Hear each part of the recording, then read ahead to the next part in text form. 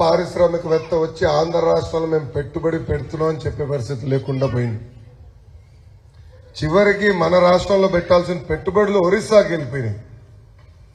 ఒరిస్సా ఈనాడైనా ఊహించామా ఆంధ్ర రాష్ట్రంతో ఒరిస్సా పోటీ పడుతుందని? ఒరిస్సాకి పెట్టుబడులు వెళ్ళిపోతున్నాయి.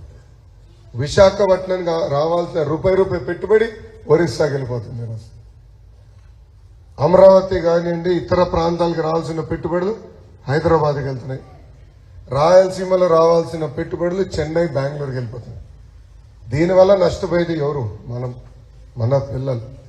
అంటే శాశ్వతంగా ఉద్యోగాలు, ఉపాధి కావాలంటే పక్క రాష్ట్రాలకు వెళ్లాల్సిన పరిస్థితి మళ్లీ వచ్చేసింది. ఈనాడు ఇలాంటివి లేదు. బాబు గారు ముఖ్యమంత్రి ఉన్నప్పుడు పేపర్ తెరిస్తే రోజుకొక పరిశ్రమ కంపెనీ పెట్టుబడి వచ్చేది. ఈ ప్రభుత్వ అధికారులకు వచ్చిన తర్వాత పేపర్ తెరిస్తే మర్డర్లు, ఆత్మహత్యలు, గంజాయి. ఇదే న్యూస్ ఆంధ్ర రాష్ట్రం.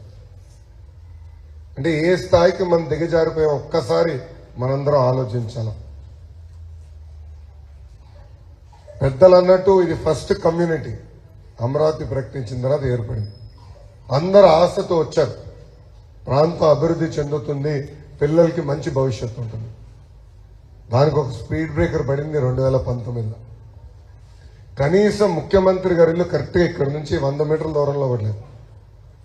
ఆయన నివసిస్తున్న ప్రాంతం చుట్టుపక్కల కూడా నీరు అందించలేకపోతున్నారు. ఆయన ఇంటి ముందర రోడ్డు ఒక 10 సార్లు వేసి ఉంటారు తల్లి. అంటే ఆయన ఎప్పుడు బయటికి రాడు, వచ్చినప్పుడు చెట్టు నచ్చదనుకుంటా, మళ్ళీ కొత్త చెట్టు తెస్తారు. అదేంటి నాకు అర్థం.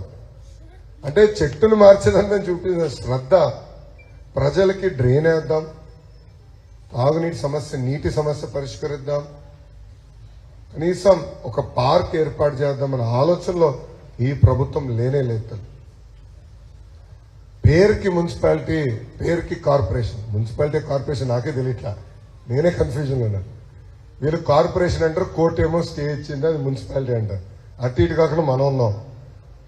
సో పేరుకే మున్సిపాలిటీ, కార్పొరేషన్, పనులు జరగవు, నిధులు కేటాయించారు. అండ్ ఇక్కడ ఒక శాసనసభ్యుడు ఉన్నాడమ్మా, కరకట్ట కమలాసన్ తను. వాస్తవంగా ఆయన సినిమాలోకి వెళ్ళుంటే పవన్ అన్నకి బాలబాబుతో పోటీ పడేవాడు. అంత అద్భుతంగా నటిస్తాడు. కరెక్ట్గా మీ అందరు 2019 ఎన్నికలప్పుడే కంపడ్డాడు. దాని తర్వాత జంప్, మనకి కంపడలా. సమస్యలు పరిష్కరించారు, కలవరు. కరెక్ట్గా 6 నెలల క్రితం ఎమ్మెల్యే పదవికి వైకాపా పార్టీకి ఆయన రాజీనామా చేశారు. రాజీనామా చేస్తూ ఆయన ఏం చెప్పారు మీ అందరికీ ఒకసారి గుర్తు చేయాలి. జగన్మోహన్ రెడ్డి గారు మంగళగిరికి ప్రత్యేక నిధులు కేటాయిస్తున్నారు, కేటాయించలేదు అన్నారు. ఆయనకు మంత్రి పదవి ఇస్తాన్నారు, ఇవ్వలేదు అని అన్నారు. నిరుపేద కుటుంబాలకు ఇల్లు కట్టిస్తాన్నారు, కట్టలేదు. అందుకే నేను పార్టీకి ఎమ్మెల్యే పదవికి రాజీనామా చేస్తున్నానని వైకాపా ఎమ్మెల్యేనే చెప్పారు. కానీ 2 నెలలు ఏమైందో నాకు తెలియదు, ఎవరికి ఏమందిందో నాకు తెలియదు. కరెక్ట్గా మళ్ళీ ఈ 3 కాకుండా ముందరనే వచ్చి మళ్ళీ పార్టీలో చేరి ఇప్పుడు మళ్ళీ నటన మొదలుపెట్టారు.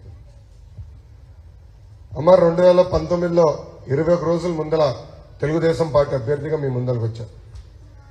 మీరు ఎదుర్కొన్న సమస్యలు నేను తెలుసుకోలేకపోయా. నేనేంటో మీకు అర్థమవ్వలేదు. ఈ లోపల ఎన్నికలు అయిపోయినాయి.